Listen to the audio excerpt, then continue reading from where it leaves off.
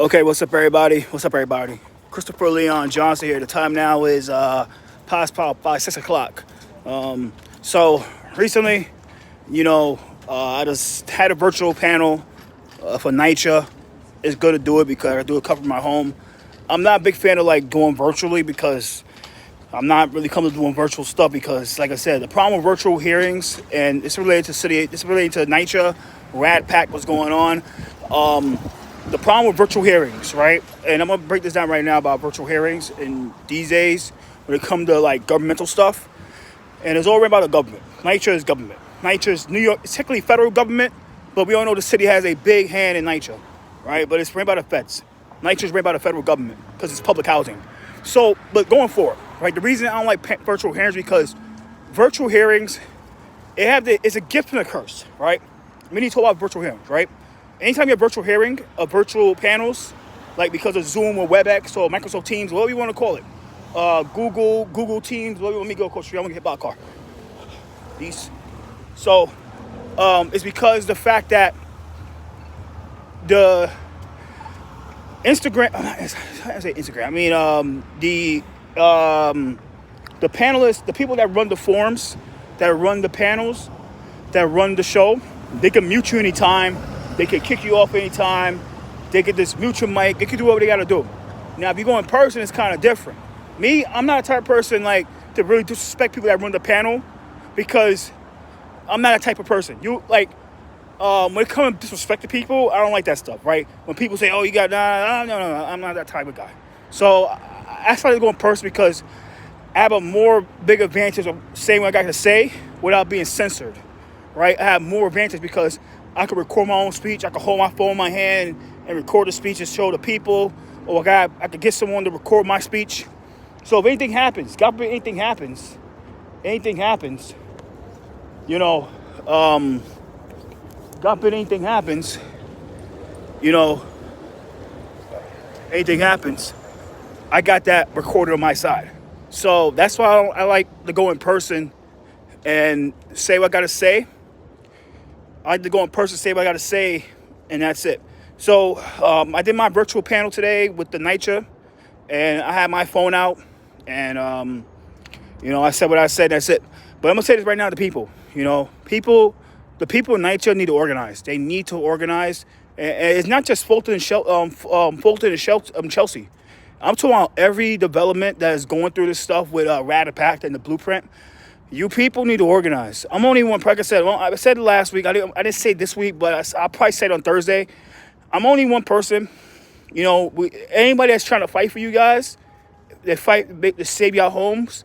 They only one person, and they don't have the advantage like the NYCHA has, because NYCHA has the federal government backing them.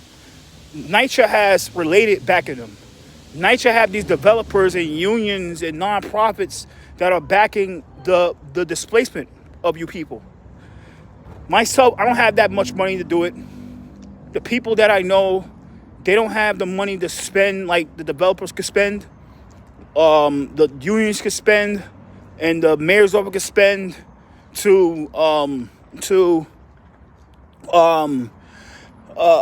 push the agenda. I don't have that. A lot of people that I know who's trying their best to organize these people for you people for NYCHA don't have those resources. So you people, it's your obligation and your duty to get together and kill all egos and beefs and differences and put them aside, and you need to fight back. Like I said, I'll be with you guys and fight back, but you guys, the tenants, need to come together and fight this stuff because it's disgusting.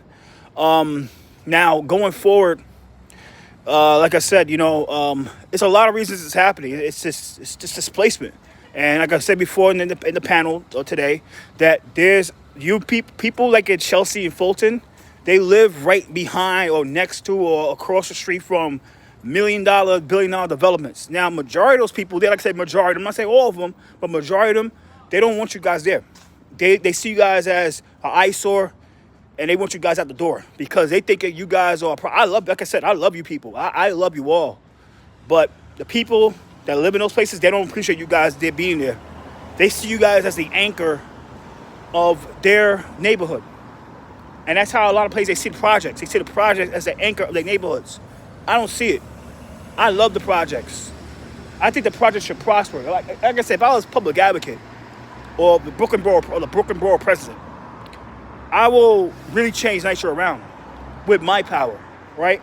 But the problem, like I said, I'll bring this up on Wednesday, is the problem with NYCHA, the situation with NYCHA is you got certain elected officials that they know who they are, like Jamani Williams, whose wife is working for Bolton St. John's, who is pushing for that casino to be at Coney Island. It's not saying anything about NYCHA. Anytime he go out there, he'll just put like the top 10 worst landlords. But when we start saying like, they part of the worst top 10 landlords in New York City, but while at the same time, you need to start putting the top 10 worst tenant associated presidents. That's what people need to start doing. Put that there, and maybe stuff will start changing. But when you just put NYCHA as the top 10 top 10 slumlords, doesn't do any favors. You know, you gotta be more proactive with tackling the problem. But he don't want to do it because his wife is captive. His wife works for Bolton St. John's, and it puts it's a casino. Now I can get back another day, but now people gotta understand what's going on. And I'll say, like I said before, thank you guys. Thank you.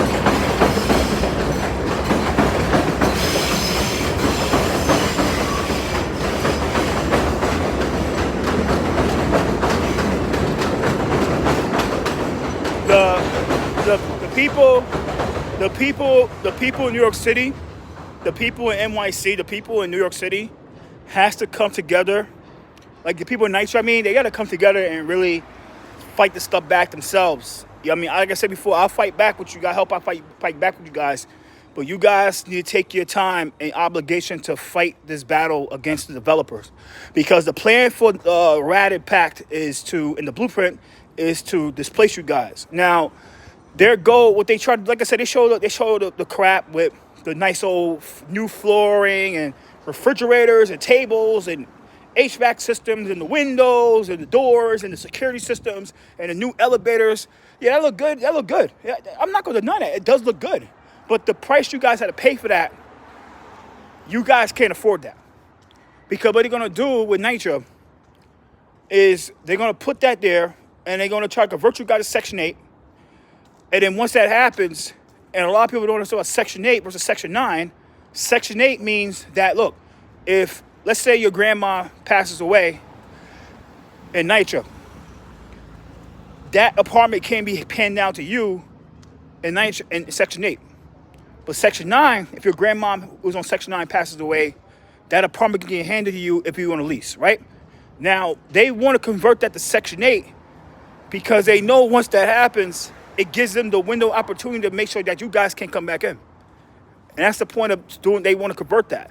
When that happens, with transferring from Section 9 to Section 8, you people that are going to be kicked out of those apartments because going to get let out of the apartment because they got to do the transportation and the revenations, you guys are not going to be let back in.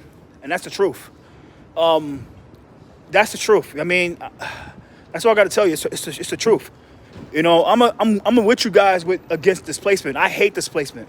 I'm against the displacement. But I'm going to tell you this right now, one thing I don't really respect the most are the people that act like they fighting for you guys, but they're not. Like Jamani Williams, like the Manhattan Borough president, like the Brooklyn Borough president. And these phony tenant activism organizations that act like they fighting for you guys, but while they're selling you out to the developers by taking your names, your addresses, and phone numbers, and even your social security numbers, and they sell them and they give it to the developers. So remember when it's time for them to start kicking people out, make sure that the people that, let's not let them make sure we blackball this guy from getting back in his apartment. Let's blackball this guy from getting back in their apartment. Let's blackball this family getting back in their apartment.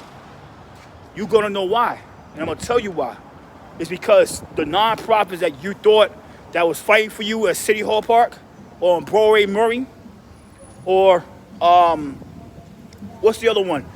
Foley Square or Lieutenant Court or NYCHA headquarters on 250 Broadway or anywhere, Department of Planning, anywhere. They got your names. They took your names, they took your phone numbers, they took your address, took your email address, they took your mama's name, your daddy's name, your daughter's name, your uncle's name, and they gave it to those developers because they gave money from the developers. And what happens when I'm talking about developers, what usually happens is developers have their way of giving money to these nonprofits. They can give it through a charity fund, they can give it to an investment fund, they can give it through a foundation, they can give it through another nonprofit, they can give it to a family initiative, they can give it to a person, and they'll give it to the nonprofit. So you gotta be careful of these organizations that we all know they are, like Residents to Preserve Public Housing, that's ran by Marquise Jenkins. Now I'm gonna get into this guy right now about Marquise Jenkins. Marquise Jenkins, he ran for district leader in the 74th district. Now, everybody know why he won the 74th district leader race. About Marquise, I'm gonna tag DJ L7 in this, and this is why I'll tell you I don't trust Marquise Jenkins. I don't like Marquise Jenkins because Marquise Jenkins got on the ballot on the Carlina slate, and everybody know about Carlina Rivera.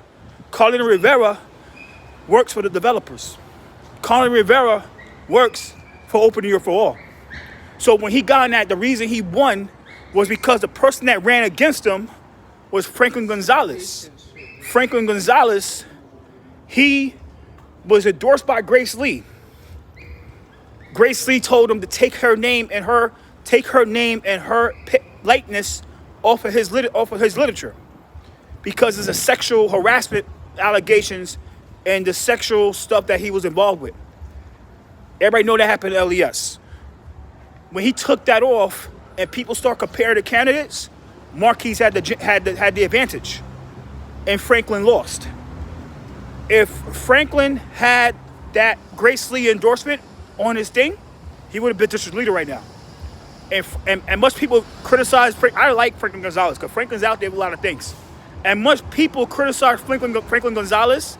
He's out there for those fights.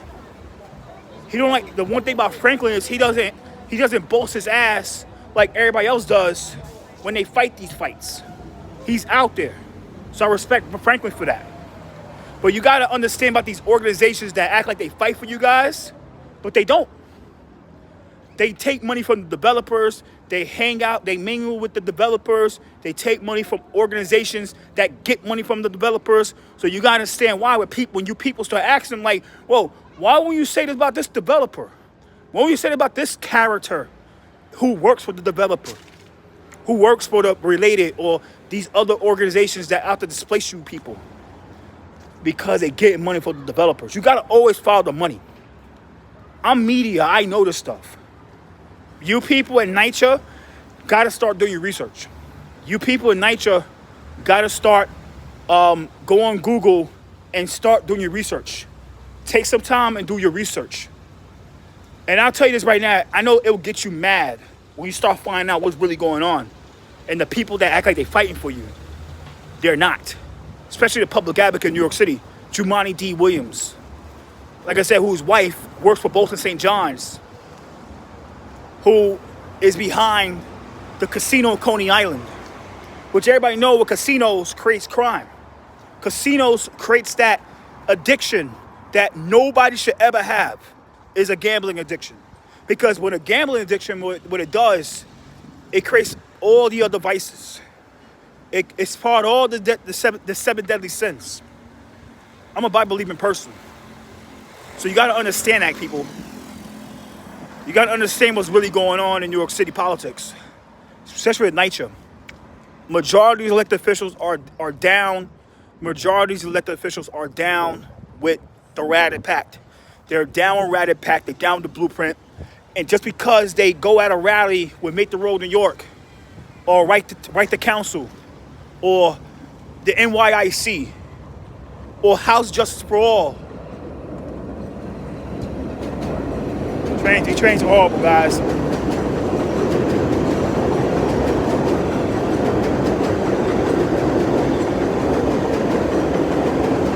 House Justice for All, and all these corrupt non-profit, all these fake bougie non-profits, these bougie organizations act like they fighting for us. They fighting for the people, they fighting for you, but they're not. Because elected officials stand with them, doesn't mean they care. The reason they stand with them is because to prevent a primary. And majority of those organizations are owned by lobbyists and consulting organizations.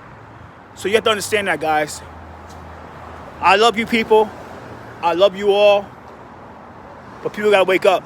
You have to wake up to the stuff that's going on to your community. Because if you don't wake up, it's all on y'all. You guys gotta fight back. You guys gotta fight back. You have the power. You people have the power. The reason that a lot of stuff don't go down, because people are waking up. When people show their power, they get scared. You always gotta see that. Remember that, guys.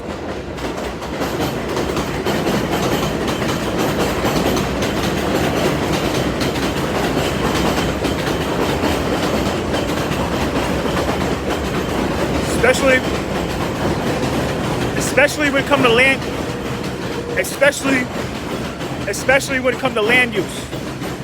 Especially when it comes to land use, they know when the people get together about land use. When the people are united against a land use situation, they start running scared because they know that land use can get them voted out. Land use can get them voted in, it can get them voted out. So you gotta remember that, guys and gals. I'm talking about just not only people at Fulton, Chelsea, everywhere in New York City, they have a project. You gotta fight back. You people gotta fight back. Because you don't fight back, that's your fault, you're getting displaced. But that's my advice. I'll be back there Wednesday. I'm gonna say it again. Because I really care about you guys. I really do. It's not about a photo op. I don't care about photo. I care more about getting things done than a photo op. I care more about getting things executed than a photo op. I'm not here for a press conference here, then we go wait 2 months for nah. I'm here to get things done. I'm here to execute. I'm here to make sure things get done for people. When I'm there to fucking lay things home. I'm there to bring things home that day. I'm not here for the long term. I'm here to make sure it's done. Because people's lives are at stake because of stuff. And a lot of people can't afford what's going to happen. Can't afford the stuff that's going to happen when if it goes through. So you people got to fight back. I'm about to go. And stay safe, everybody. Watch my video from earlier with the virtual panel. I'll be back there Wednesday. I'll be back there Wednesday, guys. So remember that. So I love you all. Stay safe. Stay warm. And I love you all. God bless you. I love you all. Please stay safe and fight back. I love you. Take care.